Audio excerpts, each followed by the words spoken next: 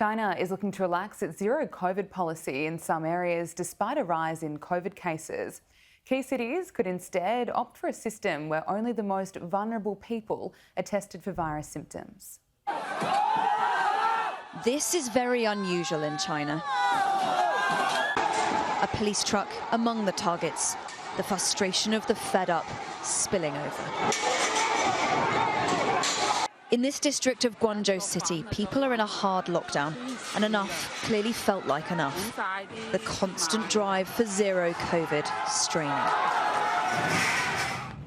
Cases are mounting across this country, but over 1,000 miles away, there is a hint of a shift in approach. This is Shijiazhuang.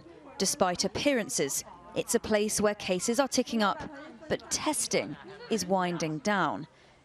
Here, only the vulnerable now have to show negative results to enter some public places. A change you'd think would be welcomed by young people like the Guan sisters. There is some relief, but trepidation too. 你强制让他扫码进去，就是有可能他要是有急事儿，那他是没有做核酸，那这样的话就会很耽误事儿。确实挺担心的，因为不知道身边的人到底是。 你说现在路过走过去一个人，你知道他的是什么样？不知道，就很害怕。The changes mean fewer testing booths here. Those that remain have very long queues and very long waits.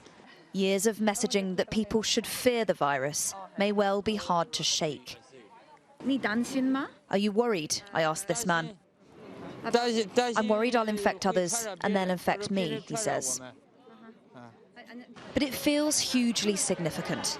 Without testing, it's hard to see how zero COVID holds. Authorities here insist they're not loosening COVID restrictions, they're simply optimising them, that this is just one of the first places in the country to implement a new directive to be more targeted with pandemic control. But either way, it feels like something of a test case for a country at a pivotal crossroads. A big wave of infections is almost certainly coming. How the government chooses to respond in the coming weeks could well be indicative. There is a nervousness about the optics here. Police interrupted our filming. Men in plain clothes followed us all afternoon. Any move away from zero COVID does come with risk, but this flagship policy is faltering, and there's a sense the authorities know it.